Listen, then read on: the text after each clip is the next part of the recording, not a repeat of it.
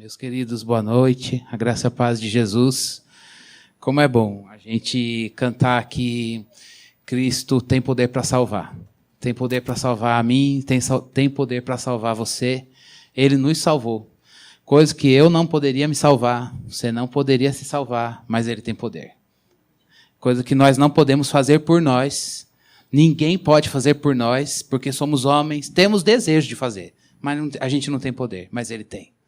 E é por isso que nós estamos aqui, porque há um poderoso, Jesus. E ainda que os nossos dias sejam maus, Ele continua tendo poder. Jesus não disse que nos tiraria dos dias maus, mas Ele garantiu sua presença. Jesus não disse que tudo iria bem, mas Ele disse que nós podemos ter um bom ânimo, porque Ele venceu o mundo nos dias maus. Então a nossa segurança está só em Jesus. A nossa segurança está em só quem Ele é. Mas a coisa mais bonita de Jesus é que Ele é e também nos faz ser. Ele é, não para a gente ficar olhando para Ele e dizer, puxa, palmas para o Senhor. Isso também. Mas o convite dele é mais. É para a gente ver quem Ele é e, ao mesmo tempo, ver a grandeza desse Jesus e Ele dizer assim, então, escolhi você, porque eu quero viver em você. Irmãos, isso não tem preço. Jesus escolheu você. Você e eu, nós somos uma ovelha dele. O que é que Ele viu em nós? Nada. Ele amou por amar. Ponto. Isso é graça. Isso nos constrange. Isso é uma bênção para nós. Vamos abrir a palavra de Deus em Daniel 1. Nós vamos ler o capítulo inteiro. Daniel, capítulo 1. Daniel, capítulo 1, versículo 1 até o 21. Eu vou pedir sua paciência e atenção para a gente ler esse texto inteiro. Então a palavra de Deus nos diz: no terceiro ano do reinado de Jeoaquim, rei de Judá, Nabucodonosor, rei da Babilônia, veio a Jerusalém e a sitiou. E o Senhor entregou Jeoaquim, rei de Judá, nas suas mãos, e também alguns dos utensílios do templo de Deus. Ele levou os utensílios para o templo do seu Deus, na terra de Sinear, e os colocou na casa do tesouro do seu Deus. Depois o rei ordenou a Aspenaz, o chefe dos oficiais da sua corte, que trouxesse alguns dos israelitas da família real e da nobreza, jovens, sem defeito físico, de boa aparência, cultos, inteligentes, que dominassem os vários campos do conhecimento e fossem capacitados para servir no palácio do rei. Ele deveria ensinar-lhes a língua e a literatura dos babilônios. De sua própria mesa, o rei designou-lhes uma porção diária de comida e de vinho. Eles receberiam um treinamento durante 3 anos. E depois disso, passariam a servir o rei. Entre esses estavam alguns que vieram de Judá: Daniel, Ananias, Misael e Azarias. O chefe dos oficiais deu-lhes novos nomes. A Daniel, o nome de Beltesazar. A Ananias, Sadraque. A Misael, Mesaque. E a Azarias, Abednego. Daniel, contudo, decidiu não se tornar impuro com a comida e com o vinho do rei. E pediu ao chefe dos oficiais permissão para se abster deles. E Deus fez com que o homem fosse bondoso para com Daniel e tivesse simpatia por ele. Apesar disso, ele disse a Daniel: tenho medo do rei, o meu senhor que determinou a comida e a bebida de vocês. E se ele os achar menos saudáveis que os outros jovens da mesma idade? O rei poderia pedir a minha cabeça por causa de vocês. Daniel disse então ao homem que o chefe dos oficiais tinha encarregado de cuidar dele, de Ananias, Misael e Azarias: peço-lhe que faça uma experiência com os seus servos durante 10 dias. Não nos dê nada além de vegetais para comer e água para beber. Depois, compare a nossa aparência com a dos jovens que comem a comida do rei e trate os seus servos de acordo com o que você concluir. Ele concordou e fez a experiência com eles durante 10 dias.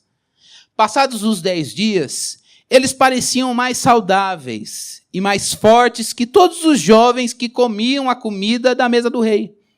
Assim, o encarregado tirou a comida especial e o vinho que haviam sido designados, e em lugar disso lhes dava vegetais. A esses 4 jovens, Deus deu sabedoria e inteligência para conhecerem todos os aspectos da cultura e da ciência. E Daniel, além disso, sabia interpretar todo tipo de visões e sonhos. Ao final do tempo estabelecido pelo rei, para que os jovens fossem trazidos à sua presença, o chefe dos oficiais os apresentou a Nabucodonosor. O rei conversou com eles e não encontrou ninguém comparável a Daniel, Ananias, Misael e Azarias. De modo que eles passaram a servir o rei. O rei lhe fez perguntas sobre todos os assuntos que exigiam sabedoria e conhecimento. E descobriu que eram 10 vezes mais sábios do que os magos e encantadores de todo o seu reino. Daniel permaneceu ali até o 1º ano do rei Ciro. Firmes na fé, porque os dias são maus. Daniel foi um jovem que sofreu, de alguma forma, coisas que talvez eu e você não, na nossa caminhada com Deus, talvez a gente dissesse para ele, por favor, me livra disso. Daniel sabia muito bem a história do povo. Deus tinha libertado aquele povo do Egito, eles peregrinaram no deserto, Deus os colocou na terra prometida, eles tiveram uma monarquia, tiveram o rei Davi, e ele sabia de tudo isso e viu a ruína chegar, o povo olhar para Deus, conhecer Deus, provar de Deus e abrir mão de Deus. E ele tinha a história desse povo e as promessas disso tudo na sua mente. Mas Daniel, ele mesmo não errou. Ele mesmo continuou com essa história do Deus de Israel, não apenas na cabeça, mas com o fervor no coração. Mas não teve jeito. O povo tinha o conhecimento de Deus, abriu mão do conhecimento de Deus para cultuar os outros deuses das outras nações, que não se comparam ao poder do único Deus. E aí eles ficaram vulneráveis. Nabucodonosor, que era o rei da Babilônia, uma grande potência da época, veio invadir o povo que outrora foi liberto, voltou a ser cativo. Nessa leva vai Daniel para a Babilônia. Estava em terra estranha, com outra língua, com a outra cultura. Aquele que esteve na liberdade de Israel, agora está lá como um preso na Babilônia, e ainda assim, sem ter feito nada de errado. E Deus permitiu que acontecesse isso com ele. A gente tem aqui algumas lições desse texto para nós. Eu queria que você guardasse, se você até quiser anotar isso, para você orar e meditar essa semana, junto comigo, para a gente poder ouvir o Senhor pela palavra. Se você se lembrar do ano passado, quando a gente começou com meditação no livro de Gênesis, nós chegamos no capítulo 3, versículo 15, e lá dizia que Deus, quando olhou para o homem, pecou, Adão e Eva, e aí Deus vai se pronunciar para todas as instâncias da criação. Quando ele olha para o homem, para a mulher, em Gênesis 3,15, a gente tem ali um resumo do Evangelho, logo lá no Antigo Testamento, e Deus diz, eu vou colocar inimizade entre você e uma inimizade entre aquele que é de Deus e aquele que não é de Deus. Por que eu estou falando isso aqui? Porque essa história de que aquele que é de Deus e aquele que não é de Deus, o que é ser de Deus? Aquele que ouve e diz, legal, eu quero viver e acredito. E quem não é de Deus? Aquele que diz, deixa para lá, eu prefiro seguir a minha vida. A Bíblia é essa história, daquele que ouve Deus e aquele que ouve, mas não quer. E aquele que ouve e obedece, aquele que ouve e não quer obedecer, estão sempre em tensão. Prova disso são os 2 filhos de Adão, Caim e Abel. E aí a gente vai para os descendentes, a gente viu a história de Noé e aqueles que não queriam ouvir o que Noé estava, a chamada de Noé. E aí a história vai, estamos aqui em Daniel. E a gente vê que a história continua entre aquele que obedece e aquele que não obedece.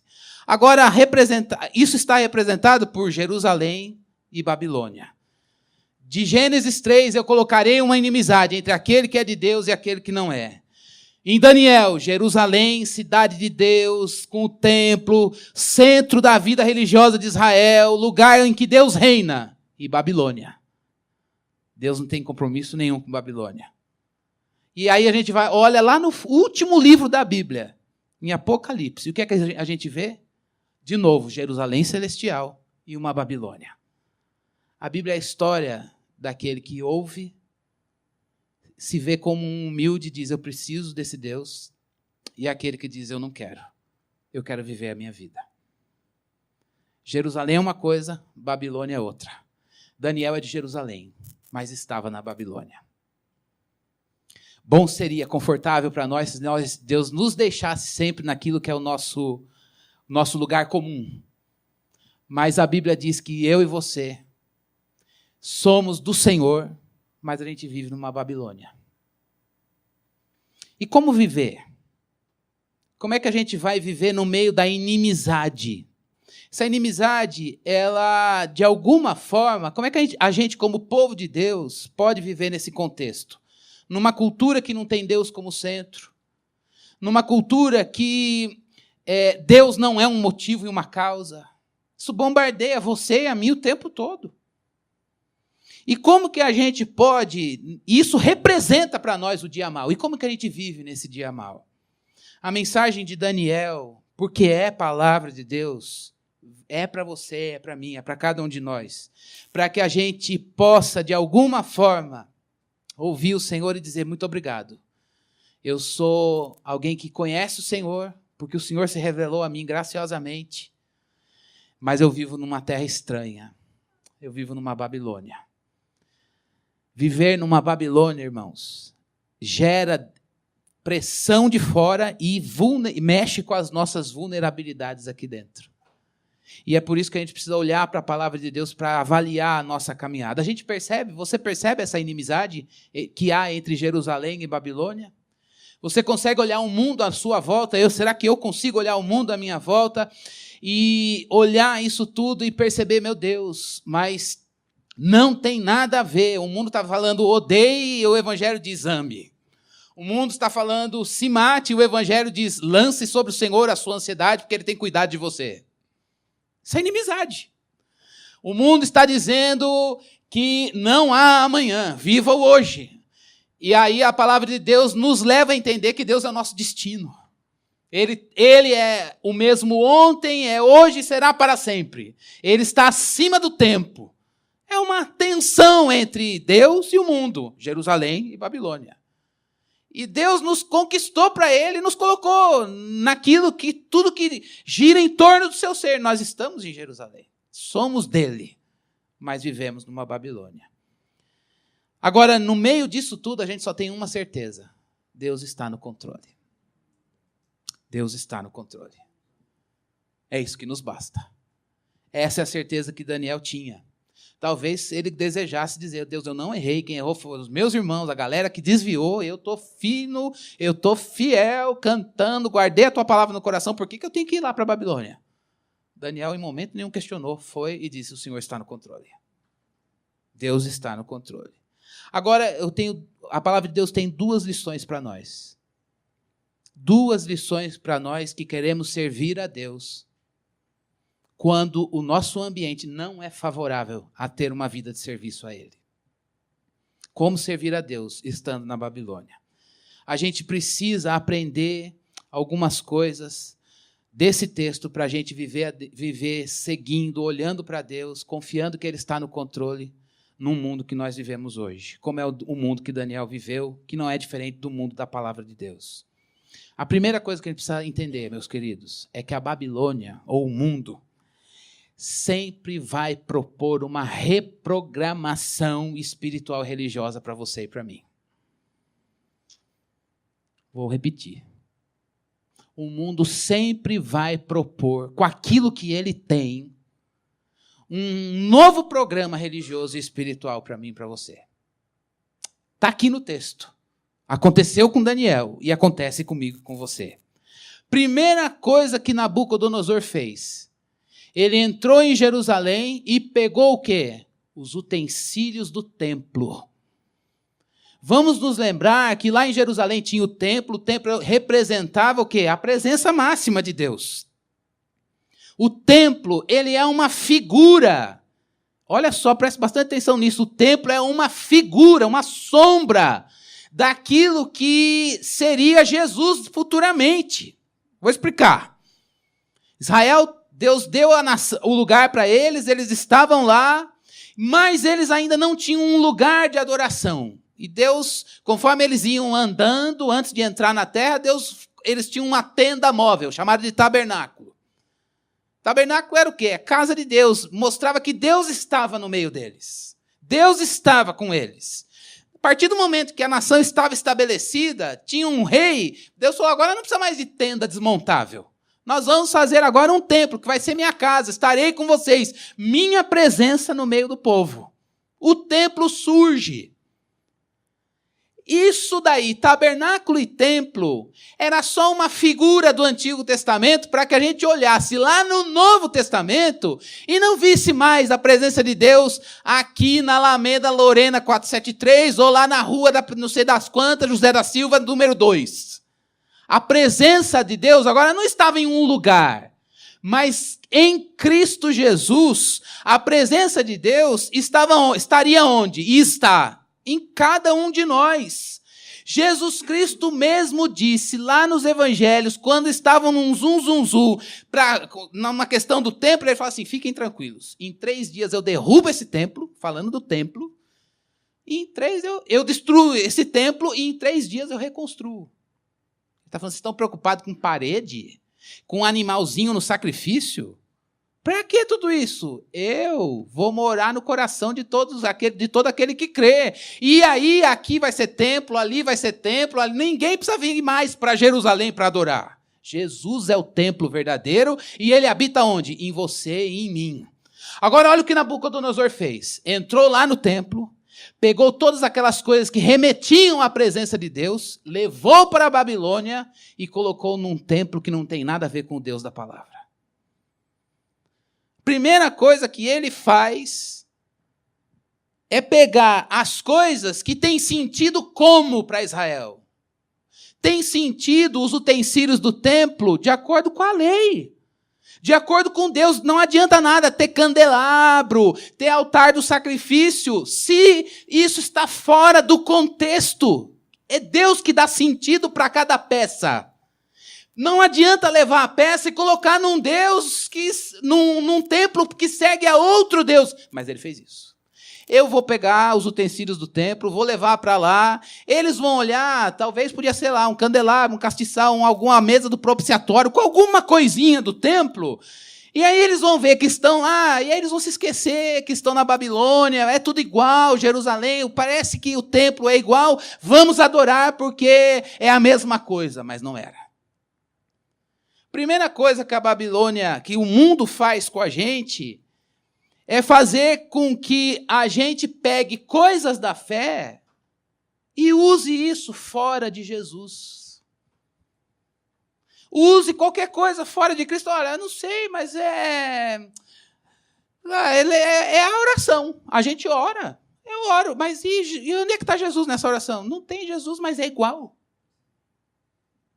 E a música? É igual. Mas não é para Jesus, não tem nada a ver com ele, mas é igual. E os efeitos também, tudo que acontece aqui, acontece lá. Aqui a gente ora e Deus age, lá a gente faz um ritual e acontece.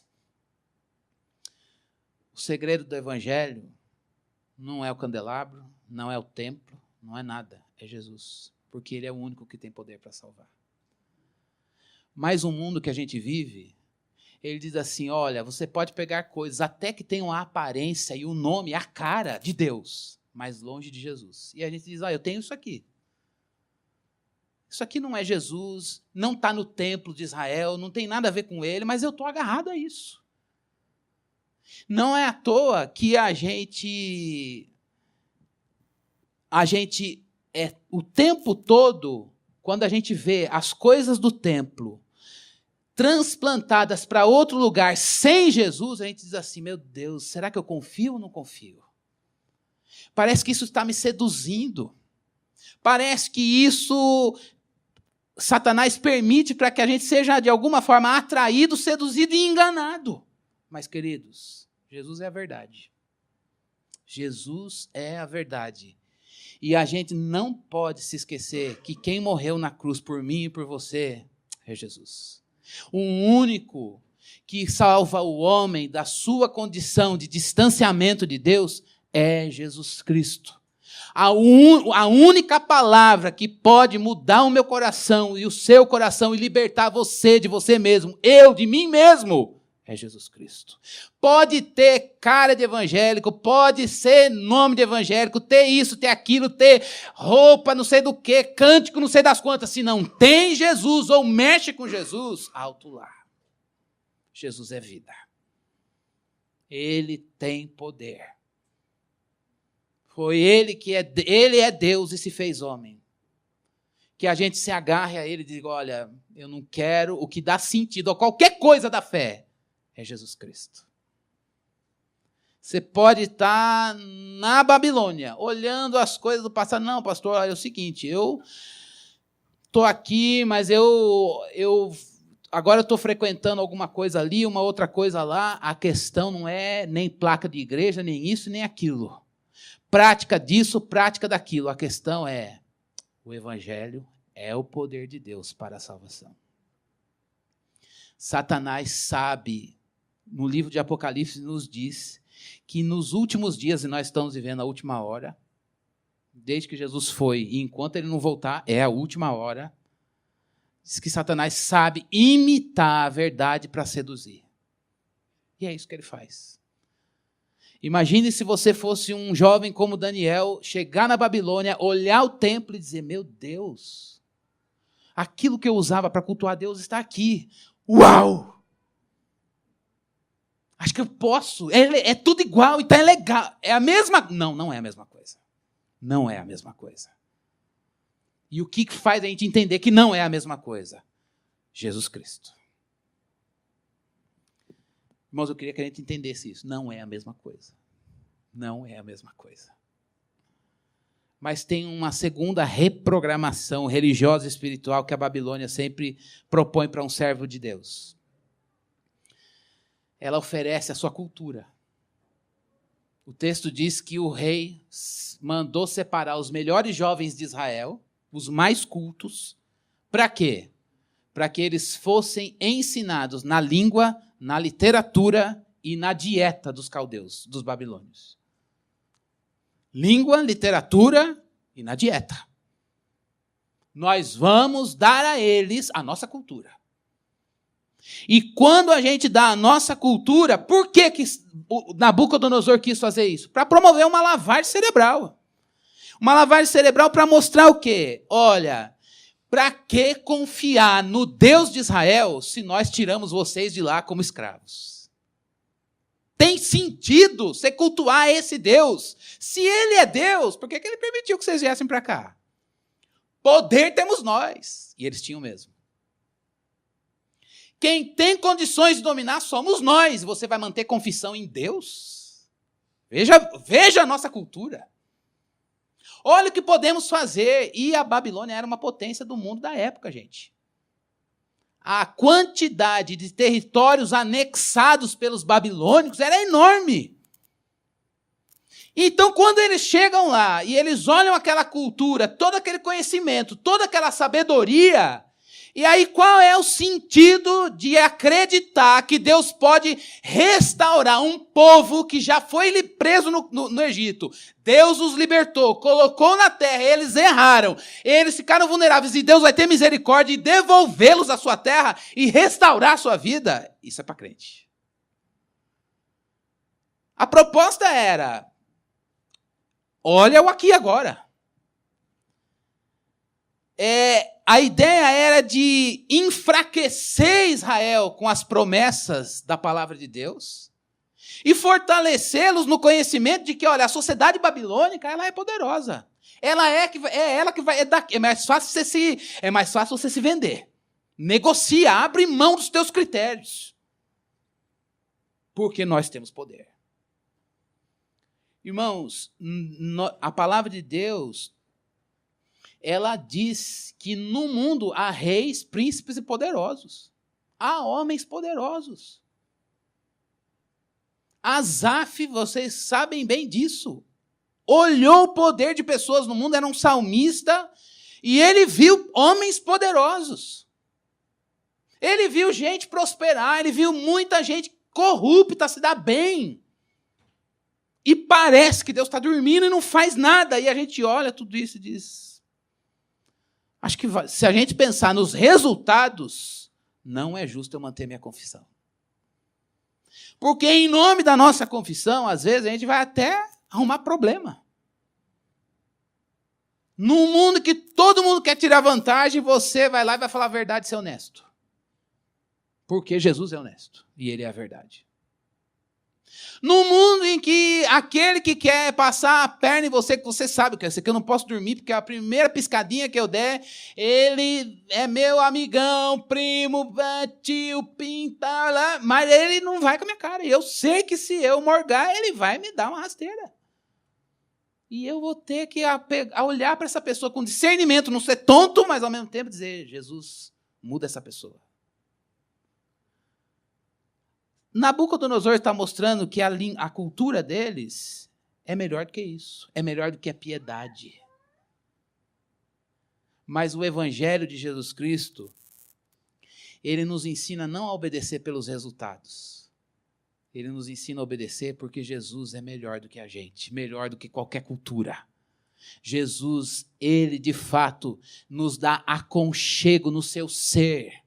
A gente olha para Cristo e diz, eu quero ser como o Senhor é. Eu posso estar na melhor cultura, ter todas as regalias, e isso não é errado em si.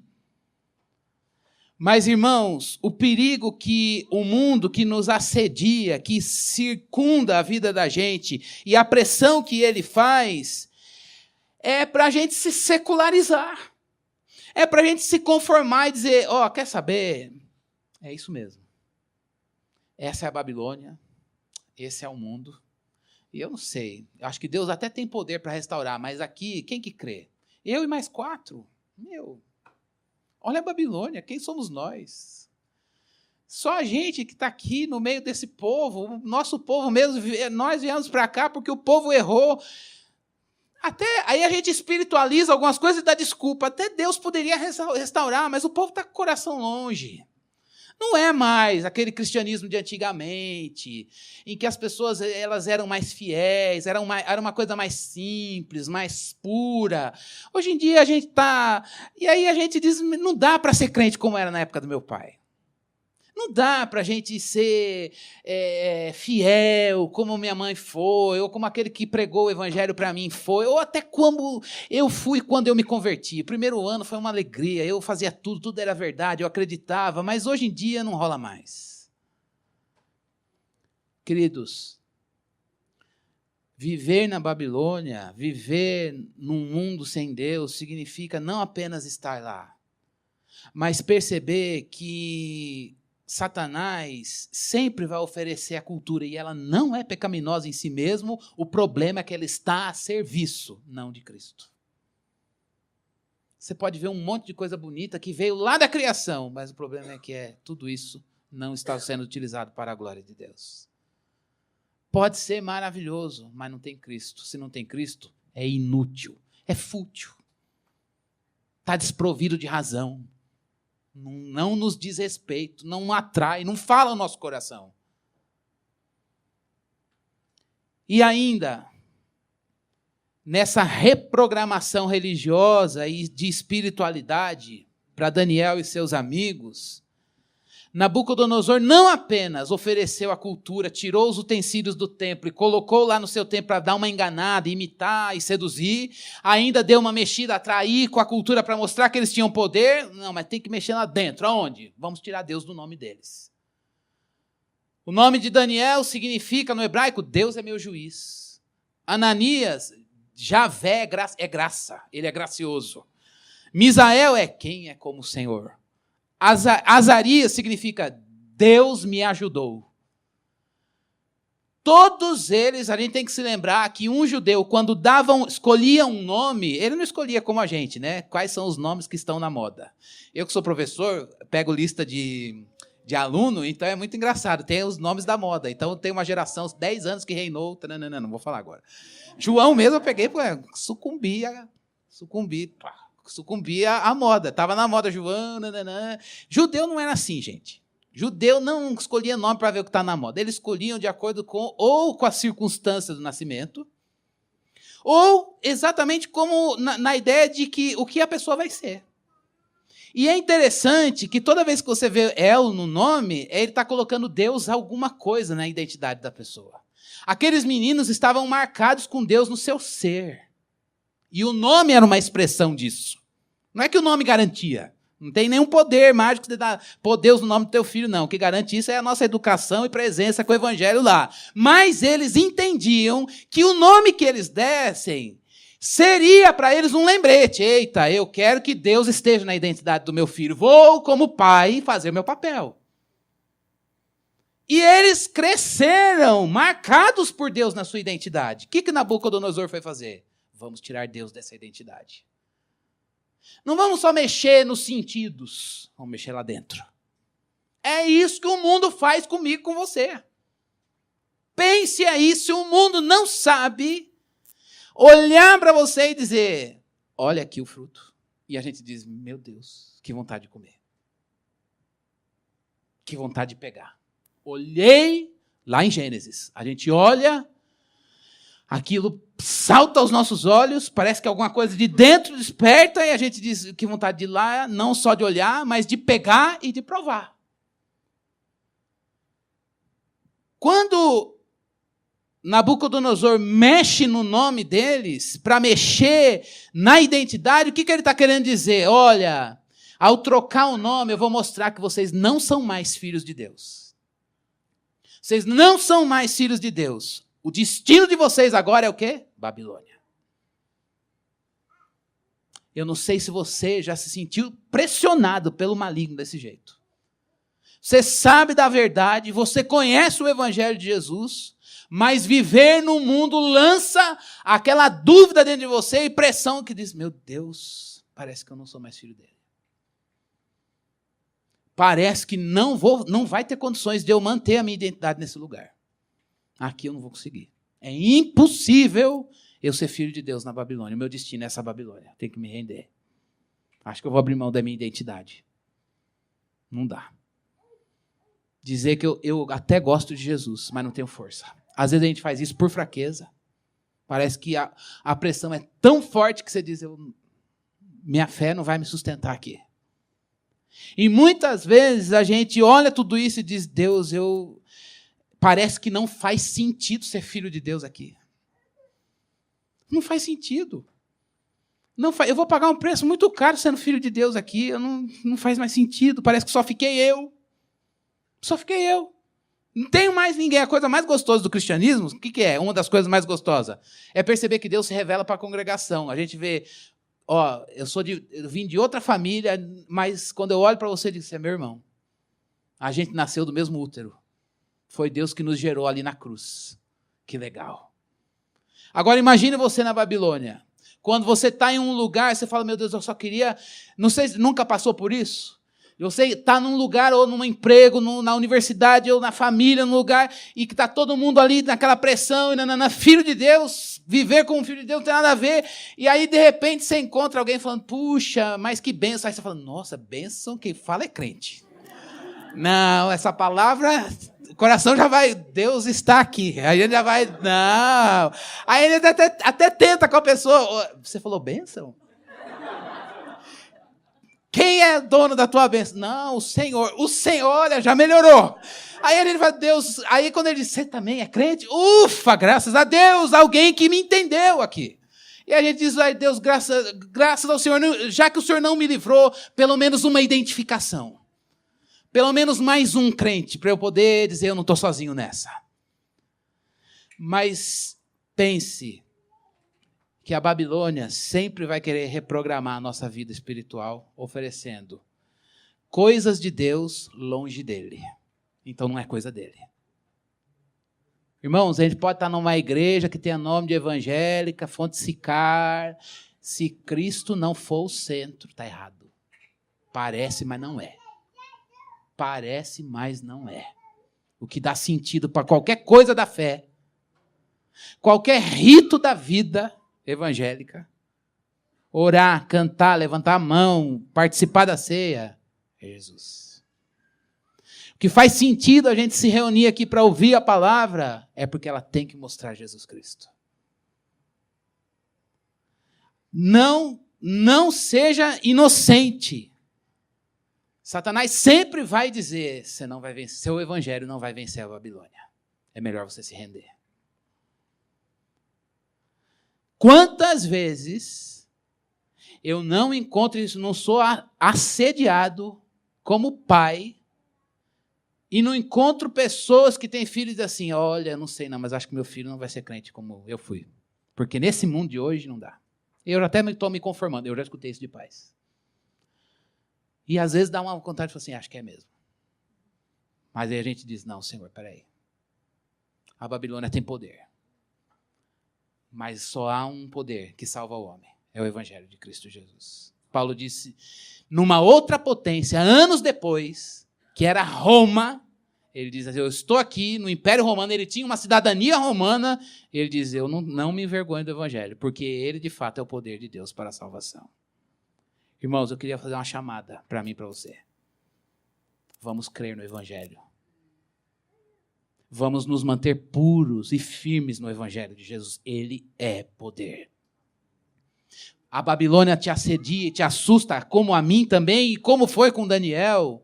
Fique firme em Jesus. Isso é estratégia dela mesmo, para dizer, eu vou vencer. E mais, se Satanás sabe jogar coisas na nossa mente, no nosso coração, dizendo, você não vai ser filho de Deus aqui, não é mais filho de Deus, é melhor você se conformar que o seu destino é a Babilônia, e é uma coisa horrível, é maligno isso. Porque quando a gente erra uma vez, ele vem com a acusação para cima da gente e diz, agora não adianta mais, já perdeu. Aí a gente diz, é mesmo, já deixei Deus de lado nessa situação, agora eu vou fazer, o que adianta? Aí a gente vai arrumando um pecado com outro pecado, arrumando um pecado com outro pecado, e a gente vai se embaralhando nas coisas, e aquilo que a palavra diz, que a gente, um abismo vai chamando o outro abismo, vai acontecendo, e a gente diz, eu não sou mais filho de Deus, eu não sou mais. Queria ser, mas não consigo, já estou todo emaranhado, a minha vida está encoberta e Deus não chega aqui, mas Ele chega. Ele chega. Ele sabe tirar a gente de onde a gente estiver. Você é filho de Deus em Cristo Jesus. Eu também sou, nós somos. Isso é graça de Deus. A primeira lição é que a Babilônia tenta reprogramar a nossa vida religiosa. Mas a segunda lição não é a desgraça. É que Deus está no controle. Vou terminar, mas eu queria que antes você guardasse isso. Deus está no controle e não está só no controle, mas Ele trabalha na nossa vida na Babilônia. Ele trabalhou na vida de Daniel. A primeira coisa que Deus fez foi fazer com que Daniel não se condicionasse à espiritualidade daquela cultura babilônica. A primeira coisa que Daniel fez foi, entender que Nabucodonosor podia mudar o nome, Nabucodonosor podia mexer ali na educação, cultura, literatura, mas Daniel, ele teve sabedoria de Deus, Deus deu sabedoria para ele discernir. Agora, este ponto eu não vou ceder. Eu sei que você pode me chamar de mudar meu nome. Você pode tirar Daniel e colocar outro nome aí a serviço de um Deus local aqui da Babilônia. Eu sei que vocês têm as suas culturas, as suas línguas, tranquilo, vou interagir com tudo isso, mas comer a tua comida e beber o teu vinho, eu não vou. Neste ponto eu não vou ceder. Discernir o ponto em que ele não deveria participar. Isso é a habilidade que você não tem, que eu não tenho, nós não temos, mas Deus dá para a gente. E nós devemos pedir a Ele hoje, Senhor, me dá isso. Eu não sou aquele super crente alienado que, eu vou mudar o mundo, o Brasil é do Senhor Jesus e amém. O mundo está aí na corrupção, jaz no maligno, mas esse ponto aqui eu não vou ceder. Qual é o ponto da cultura? É saber que, por que Daniel ele não participou da comida e do vinho? Porque ele sabia, pela lei, que tem alimento que é dedicado para outros deuses e se torna impuro. E ele diz, eu não vou participar de uma coisa que é impura. Está a serviço de outro. E neste ponto, ele sabia que ele deveria mostrar ali resistência. Esse é um primeiro ponto. Na Babilônia, Deus governa, tem controle e age na minha vida e na tua vida, mostrando o ponto que nós devemos resistir. Deus não deixa você, e nem a mim, nenhum de nós, enganados. A gente sabe, olha, Deus, nesse ponto aqui, eu não vou ceder, eu vou resistir, por amor ao Senhor. Irmãos, a minha oração é que Deus mostre os pontos da cultura que a gente tem que ser firme e dizer, eu vou resistir.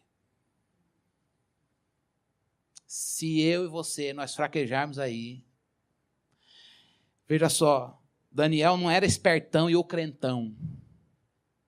Daniel, ele apenas se manteve crente e firme na palavra. E Deus fez com que ele discernisse o ponto. Não vou comer e não vou provar daquele vinho. O problema não é a comida e nem o vinho. O problema é qual é a finalidade disso. Essa finalidade, eu tenho a liberdade. E aí ele não apenas discerniu, mas olha que coisa linda. Deus deu graça na resistência dele. Deus foi gracioso e ele teve fé e perseverança e essa fé e perseverança fez com que ele não abrisse mão das leis e das práticas da palavra. E aí, em nome disso, ele cedesse a palavra para os prazeres babilônicos. Você acha que aquele vinho espumante do rei, eu não bebo, mas quem bebe deve saber que o vinho espumante devia ser um bom vinho, gente. O problema não era o vinho, o problema é que a finalidade dele. Ele diz, essa finalidade eu não vou. E aí ele diz, Deus deu graça para ele saber resistir. Não vamos colocar essa desculpinha. Deus, aqui na Babilônia, a Babilônia está sem Cristo. Mas Deus dá graça para a gente resistir naquele ponto que a gente precisa dizer, Senhor, isso não. Não vou participar. Não é porque a gente é puro e santão. É porque não tem Deus no centro. Não tem sentido para nós. Qual é o pecado? Qual é o problema de beber o vinho? Nenhum. Qual é o problema de beber aquele vinho? Era para cultuar um outro Deus que não tem mais sentido para nós. Esse era o ponto. Ele diz, eu não quero. Eu vou fazer por obrigação. As pessoas dizem, virou evangélico, todo mundo agora, o cara não pensa mais. Não, muito pelo contrário, a fé é para a gente pensar. Por que eu tenho que fazer isso? Cadê Deus nisso? Não tem sentido, então não vale a pena para mim. A fé é lógica. E ali ele tinha que participar ignorando a lógica. Ele diz, não, eu proponho no meu coração e eu não quero participar. Mas eu estou aqui. A segunda lição que a gente tem quando vê Deus dar êxito para Deus estar no controle é que Deus deu êxito. A palavra que a gente poderia usar hoje na nossa geração é sucesso, mas não cabe. Êxito é mais santo e bíblico. O Senhor, Deus dos céus, nos dará bom êxito. Essa foi a fala de Neemias. Deus deu êxito para Daniel. Deus dá êxito para aqueles que estão na Babilônia. Nós não somos coitadinhos jogados no mundo, não. A gente está ali sofrendo pressão, mas a gente, Senhor, por favor, me dê êxito aqui. E como foi esse êxito? Foi um crescimento, olha só, gente, intelectual. Crescimento intelectual é possível, preste bastante atenção nisso, é possível a gente ter êxito com pureza, sucesso verdadeiro, sem comprometer a vida espiritual. Daniel foi o único, não, anos antes, José se manteve firme e virou rei do Egito. Teve êxito, mas não comprometeu uma vírgula da verdade. Daniel, a mesma coisa. E Jesus, nosso maior exemplo. Viveu neste mundo, com toda a sabedoria, teve êxito em tudo que fez, veio para morrer na cruz e fez isso de uma forma gloriosa. esse mesmo Deus quer dar essa vitória para nós, para você e para mim. É possível ter bom êxito sem pegar os atalhos que neguem a fé. A gente precisa crer nisso e confiar nisso. Mas se eu não fizer, não é possível que eu vou ter que ser como Cristo aqui na minha empresa, na minha família, nesse negócio. Não vai dar certo. O Evangelho é o poder de Deus e Deus dá bom êxito aos seus servos. Ainda que seja numa situação que não tenha uma vírgula, uma poeira favorável a você ali. Esse êxito, irmãos, ele é resultado de perseverança, de temperança. Nabucodonosor forneceu o alimento. Ele pode dar o melhor vinho, a melhor comida, mas quem sustentou aqueles homens sem o vinho, com uma melhor aparência, foi o Senhor. Louvado seja Deus por isso. Melhor saúde, favor diante do rei, ensinamento e até capacidade para interpretar os sonhos. Daniel, ele, para finalizar, faz parte desse bom êxito. Ele fez o uso e a manifestação dos dons que Deus deu, não apenas para ele, mas a fidelidade dele e esse bom êxito trouxe descanso para todos os judeus naquela região, ali na Babilônia. Trouxe conforto, trouxe proteção para os irmãos judeus. O êxito de Deus na sua vida, na minha vida, não é para atender o nosso mero desejo. Senhor, o Senhor sabe que eu quero ser bem-sucedido, o Senhor sabe que eu quero ter uma família bem-sucedida, e é do Senhor, e tudo é para a tua glória. Não, Deus. Eu quero que o Senhor dê, para que o teu nome seja louvado, e outras pessoas sejam abençoadas. Ainda que eu tenha que vir para a Babilônia, e me manter fiel por causa disso. Eu não quero exercer o dom porque é gostoso. Glória, como Deus usa a minha vida, como é bom cantar e ver a glória do Senhor descer, como é bom dar uma pregada e todo mundo, evangelizar, e resultado, e bênção, e testemunho. Senhor, eu posso fazer e não ter uma vírgula de positiva para contar, mas que bom, porque eu fui fiel ao Senhor. Irmãos, tem gente que prega, já disse isso para vocês, tem gente que prega e implanta a igreja na Índia. Tem um pastor que está na Índia há 30 anos, não tem uma pessoa que se converte. Tem um resultado. Já imaginou ele ir todo domingo para a igreja? Difícil. E tem um outro na Ásia que está há 15, sozinho. As agências missionárias, elas poderiam dizer assim, não tem sentido ele gastar todo ano sustentando você aí. Olha o dinheiro que nós podíamos estar investindo na África, podíamos estar investindo não sei aonde. Por que manter aí se não vai vingar? O nome disso é ministério árido. Na teologia a gente chama isso de ministério árido. É aquilo que a gente sabe que ele vai morrer lá. E o chamado dele é para ficar lá. Com ou sem resultado. Ele vai ser um pastor na Índia. Ele vai ser um pastor na Ásia. Pelo privilégio e o prazer de atender um chamado de Deus. Dizer, Deus, obrigado, porque eu estou aqui. Se o Senhor quiser dar resultado, o Senhor deu. Se o Senhor não quiser dar resultado, também o Senhor não deu. Mas eu sei que o Senhor me deu o dom para pastorear uma igreja. Se não tem ovelha, eu vou continuar pregando o Evangelho. Daniel, não é porque Deus, o bom êxito, não é que a gente vai fazer, cumprir. Quando que eu vou dar o testemunho? Quando que o Senhor vai fazer? Depois de 7 dias? Pode ser. A questão não é, o foco não é o resultado, o foco é Ele. Deus, eu fiz, obrigado por fazer. Deus, eu fiz, obrigado porque o Senhor é Deus. Deus, eu fiz porque o Senhor pediu, e o Senhor é Deus e pode pedir. Com ou sem resultados, eu estou feliz e eu sei em quem eu tenho crido. A Babilônia quer reprogramar a sua vida religiosa e a minha também. Quer olhar para você que é pai e dizer assim, seu filho não vai ser crente como você nesse mundo. Quer olhar para você, melhor não ter mais filho. Se você não tem, ufa, ainda dá tempo. Não tenha. O mundo está perigoso. Na tua empresa, você não acredita que alguém vai se converter e vai ser fiel. Vai parar de mentir. A Babilônia, ela também pega as coisas assim, mas é igual. É igualzinho a nossa adoração lá no templo, só está fora do lugar. Não fala, aí a gente espiritualiza. Dá para negociar. Não dá para negociar. Ou é Jesus, ou não é de Deus. Jesus é a melhor religião? Jesus não é religião. Jesus é o caminho único que nos leva ao Senhor. Para que pegar outra coisa?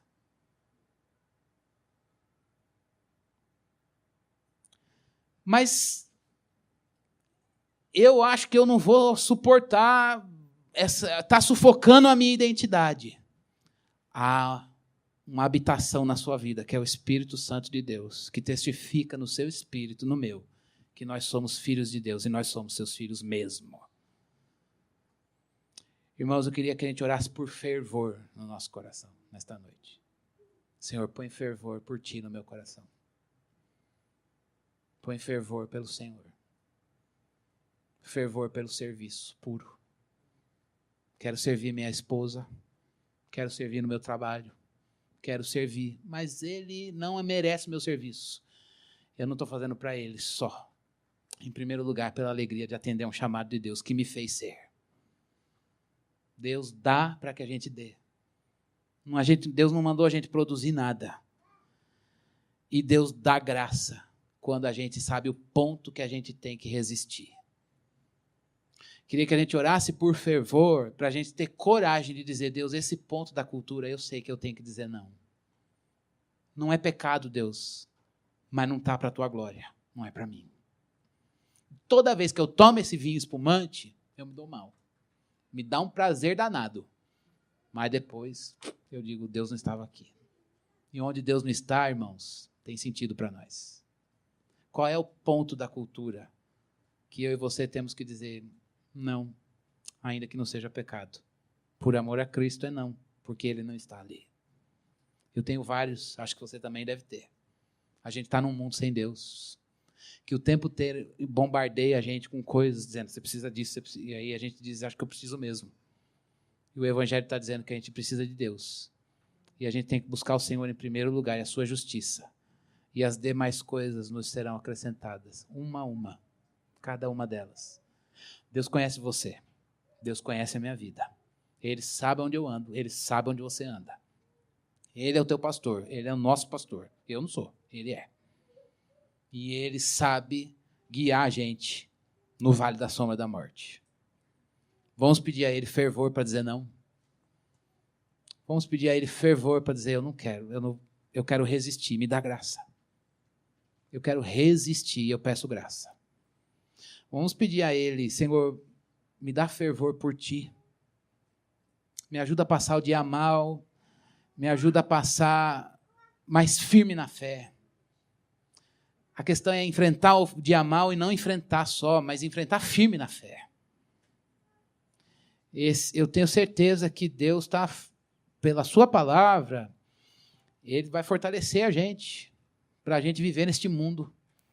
Um mundo vai propor crise de pânico, ansiedade, depressão, e nós vamos olhar para a palavra de Deus e dizer, Deus, eu teria mil razões para viver assim, mas eu quero ficar firme na fé. Me sustenta, firme na fé. Vamos orar? Feche seus olhos do jeito que você desejar. Deus está aqui para nos ouvir. Ele já falou conosco pela sua palavra, mas Ele também pode ouvir nosso lamento, nosso choro, nosso grito de socorro por Ele, nosso pedido de ajuda, o nosso clamor dizendo, Senhor, por favor, me ajuda. Deus, é muito bom falar com o Senhor. Obrigado porque o Senhor nos conhece. Obrigado porque o Senhor é Pai de Jesus. E porque Jesus está em nós, nós somos filhos do Senhor. Obrigado porque Jesus é o nosso Salvador. Mas o Senhor nos permitiu vir para a Babilônia, estar aqui em terra estranha, com outra língua, outra cultura, com coisas que a gente olha e diz, Deus, a gente não vai aguentar.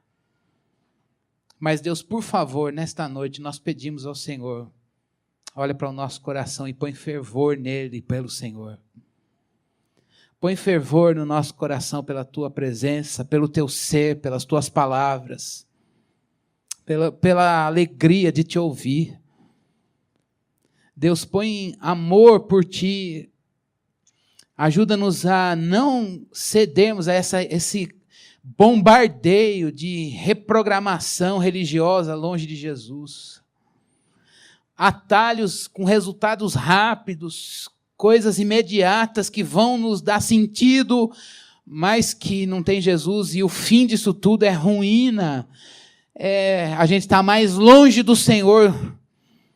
Deus, a gente não quer olhar os utensílios do templo longe de Jesus. A gente não quer ter uma vida religiosa vazia, de fazer isso, fazer aquilo, a esse rito, aquele rito, e viver longe do Senhor. A gente também está cansado, Deus, de uma vida religiosa que não transforma o nosso ser. A gente continua sendo a gente mesmo. Pode até ser hoje, vir ao culto domingo, cantar, ouvir a palavra, ler a Bíblia, orar, fechar o olho. Mas Jesus...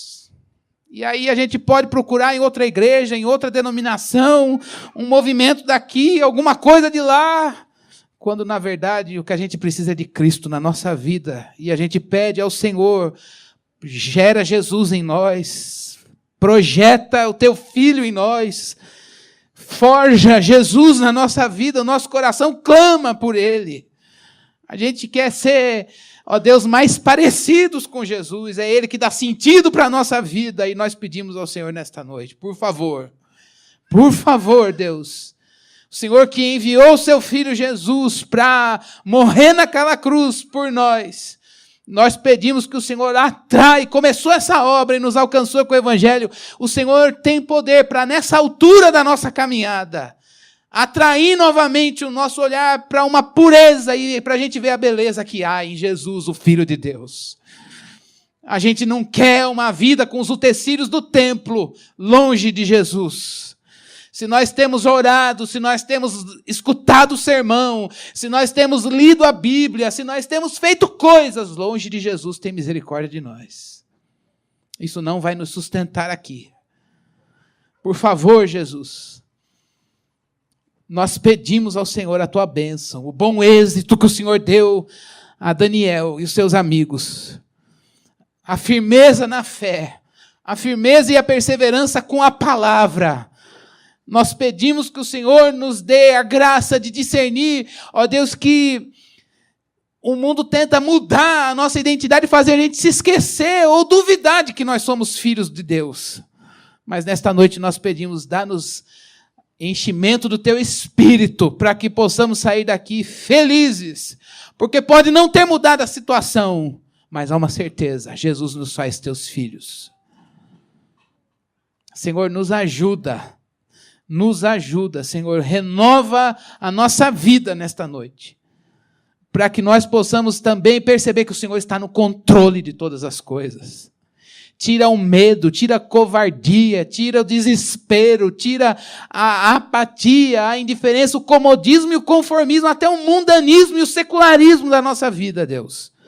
Dá nem dizer, é vinho, não tem problema.